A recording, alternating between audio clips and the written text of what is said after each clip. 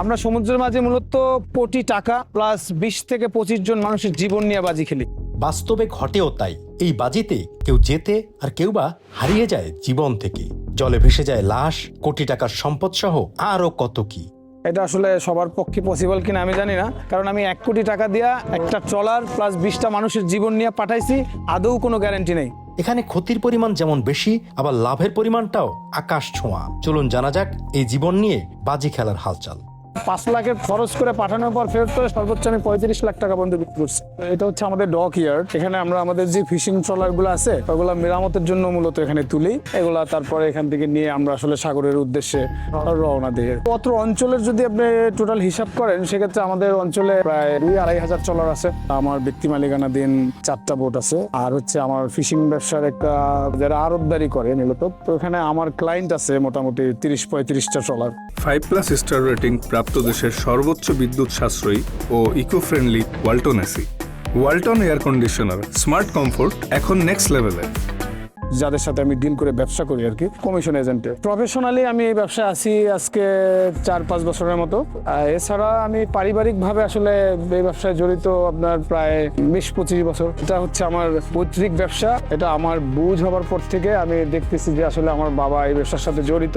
ওইখান থেকে বলতে পারেন যে আমি মোটামুটি এটার সাথে জড়িত অনেক আগে থেকেই। ঢাকা কলেজ থেকে পরিসংখ্যানে অনার্স পাস করছি। 13-14 সেশনে ঢাকা বিশ্ববিদ্যালয় থেকে আমি পরিসংখ্যানে মাস্টার্স করছি। বিষয়টা হচ্ছে যে পড়াশোনা আমি করছি সেটা ঠিক আছে, আমার একান্তই ব্যক্তিগত ধারণা আর ব্যক্তিগত উপলব্ধি। সেটা হচ্ছে যে আমি পড়াশোনাটা করছি আমার নিজের জন্য। নিজে আপনার সাথে আজকে পড়াশোনাটার কারণে কমিউনিকেট করতে পারতেছি, মোটামুটি একটা ভালো জায়গায় গিয়ে দাঁড়াইতে পারতেছি, সবার সাথে চলতে পারতেছি। এখন পড়াশোনার উদ্দেশ্য যে শুধুমাত্র চাকরি করা, এটা আমার আসলে ভালো লাগে না, আমি এটা বিশ্বাসী না। এই কারণে মূলত যেহেতু আমার বাবার এই ব্যবসা ছিল এবং এই ব্যবসাটা অনেকটা আমাদের পারিবারিকভাবে একটু ইমোশনাল, আমার এটা একটু ইমোশনের সাথেও জড়িত, সেক্ষেত্রে পড়াশোনা শেষ করছি। এখন প্রফেশনাল জগতে বিশেষ করে আমাদের কর্মজীবনে তো যাইতে হবে, এই ব্যবসাটা আমি বেছে নিছি। সবাই যখন বন্ধু বান্ধব আমার যারা উন্নত জীবনের খোঁজে চাকরি বাকরি বা অফিস আদালত খুঁজতে ছিল, ঠিক সেই মুহূর্তে মূলত আমি ট্রলারের গন্ধ বলেন, এই ইলিশ মাছের গন্ধ বলেন বা এই যে পরিবেশটা বলেন, এটার প্রতি আকৃষ্ট হয়ে আমি চলে আসছি এখানে।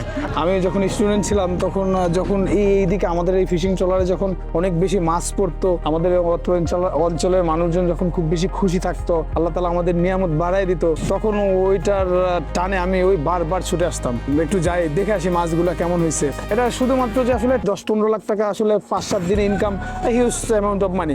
আমি আসলে মূলত সত্যিকার অর্থে এই আনন্দটা নেওয়ার জন্য আমি আসতাম, যে ইলিশ মাছ এই টাল দিয়ে ফেলতো, ইলিশ মাছ মন কেমন মাপতেছে, আমাদের মধ্যে একটা হাসি আনন্দ, এটা আমি খুব মিস করতাম। আমার পরিবারের মধ্যেও অনেকে বলে যে আসলে তুমি যদি এই ব্যবসায় করতে চাও সেক্ষেত্রে এত পড়াশোনা করার তো দরকার ছিল না, বাবার এত বছর ঢাকায় বসে টাকা পয়সা নিয়ে এগুলো করার তো দরকার ছিল না, আগেই করতে পারতাম। আমার অ্যান্সার একটাই, আমি পড়াশোনা করছি আমার নিজের জন্য, আমাকে উচ্চশিক্ষায় শিক্ষিত হইতে হবে, এটা বড় ফ্যাক্ট, কিন্তু সেই শিক্ষা ব্যবহার করেই যে আমার ইনকাম করতে হবে সেটা আমি ভাবি না।